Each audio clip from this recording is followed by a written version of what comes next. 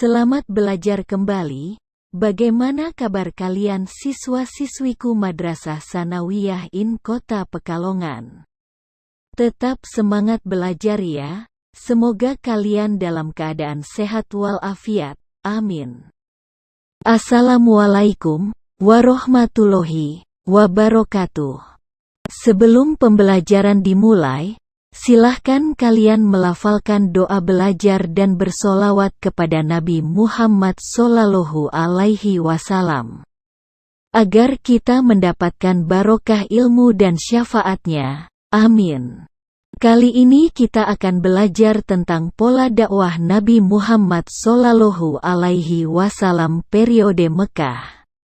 Silahkan disimak dan ditulis hal yang penting. Nabi Muhammad Sallallahu Alaihi Wasallam sering menyendiri, memikirkan cara meluruskan kaumnya yang gemar melakukan dosa. Nabi Muhammad Sallallahu Alaihi Wasallam mengasingkan diri di dalam Gua Hira selama berhari-hari untuk menenangkan diri. Setelah 6 bulan berkholwat, akhirnya Nabi Muhammad Sallallahu Alaihi Wasallam mendapatkan wahyu yang pertama, yaitu surat Al-Alaq ayat 1 sampai dengan ayat 5. Saat menerima wahyu tersebut, Nabi Muhammad Sallallahu Alaihi Wasallam diangkat menjadi nabi dan rasul. Diangkatnya Nabi Muhammad Sallallahu Alaihi Wasallam menjadi nabi dan rasul menjadi awal perubahan peradaban umat manusia. Setelah Nabi menerima wahyu yang kedua, surat Al-Mudaththir ayat 1 sampai dengan ayat 7.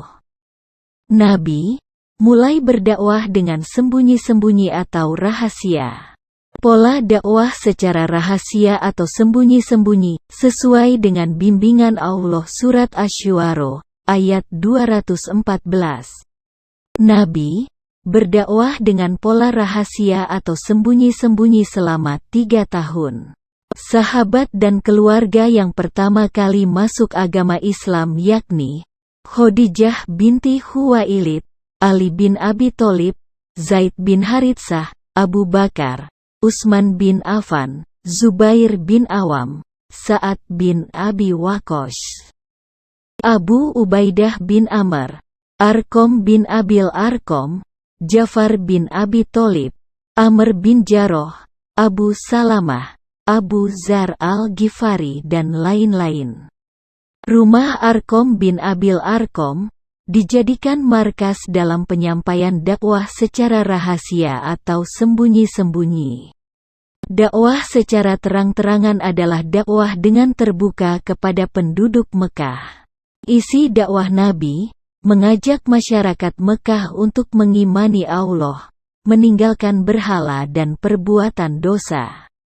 Dakwah dengan pola terbuka ini dimulai tahun keempat kenabian, setelah Nabi menerima wahyu surat Al-Hijr ayat 94. Mengundang kerabat karibnya, namun hanya sedikit yang beriman. Mengumpulkan masyarakat dan mengajak mereka untuk beriman. Namun Nabi malah menerima cacian dan makian dari Abu Lahab. Allah menurunkan surat Al-Lahab ayat 1 sampai dengan ayat 5 sebagai balasan dari makian Abu Lahab.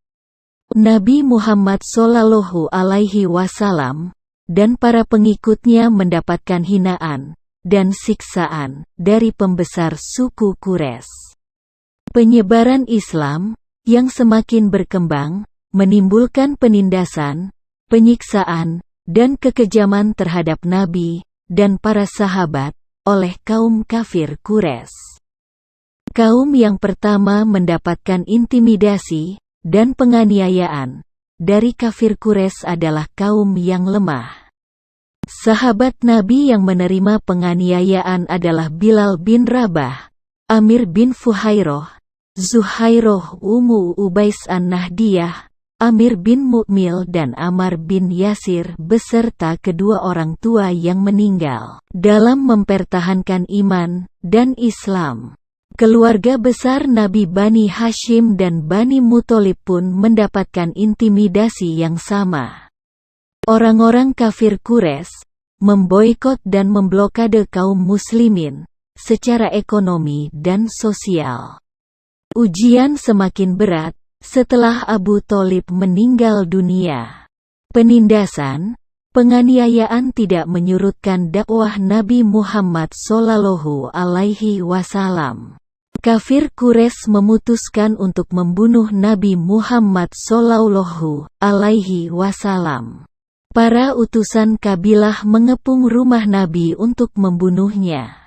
Atas izin Allah, Nabi Muhammad SAW berhasil keluar dan meninggalkan Mekah ke Madinah.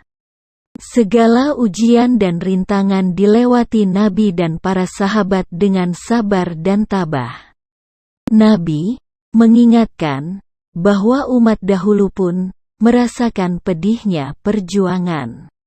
Demikian pembelajaran kita kali ini. Mari kita tutup dengan melafalkan doa kafaratul majelis dan doa penutup belajar. Sampai jumpa, jangan lupa like, subscribe, dan komentar. Tetap patuhi 5M. Wallahul muwafiq ila aqwamit thoriq. Wassalamualaikum warahmatullahi wabarakatuh.